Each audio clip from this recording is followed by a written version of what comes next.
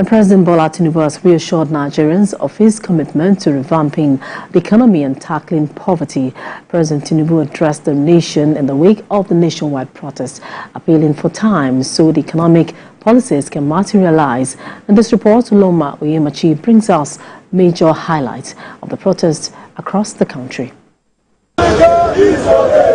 From the bustling streets of Lagos to the heart of Abuja, Nigerians from all walks of life took to the streets, united by a common cause, as their intention was to get the attention of the government to tackle rising hardship caused by economic reforms. These nationwide protests, heavily promoted on X, formerly Twitter, were scheduled to begin on August 1st and end on August 10th. Organizers assured the public that the demonstrations will remain peaceful, but this promise was not fulfilled. Some regions across the country experienced a breakdown in law and order, resulting in confrontations and chaos. In Abuja, the nation's capital, the protests were largely peaceful, though the tension was high, particularly around government buildings.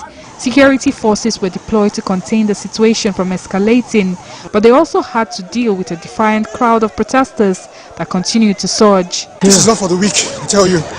This is actually not for the weak.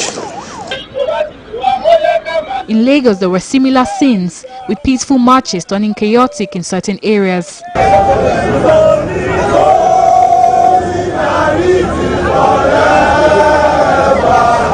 Meanwhile, in states like Jigawa, Borno, Kaduna and Kano, and some parts of Nasarawa and Niger State, what began as calm demonstrations quickly escalated. Reports of looting and wanton destruction and sheer lawlessness forced governments in some states to impose curfew as a stringent measure to contain a situation that was fast escalating. Protest has erupted here at the Jogol area of Maiduguri. It's the GSM market. Interestingly, states such as Enugu, Abia, Ekiti, Akwa Ibom and Kwara remain relatively calm, with little or no participation in the protests. As the protest unfolded, security agencies across the country issued statements to address the situation.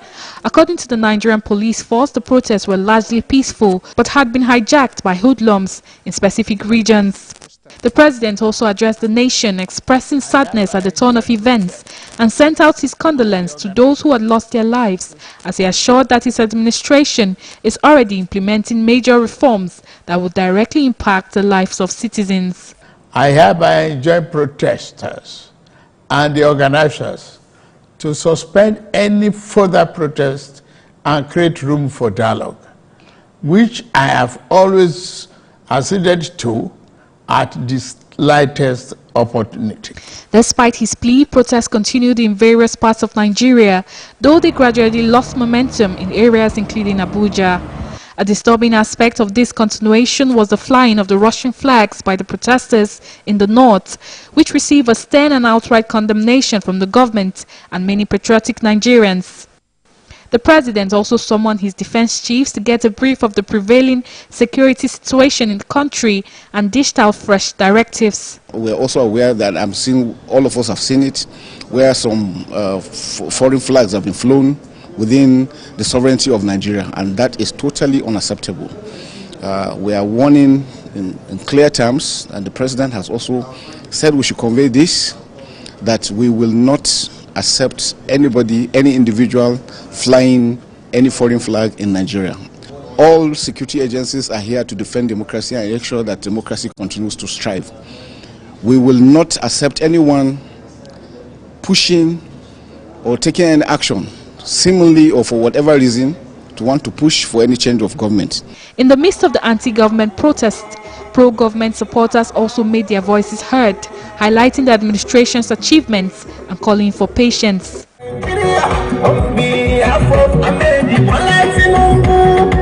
As the nationwide protests officially come to a close, the call for change resonates as the nation watches closely, yearning for a solution that captures both the people's demands and the need for peace and stability. Loma Oyemachi, TVC News, Abuja. Still talking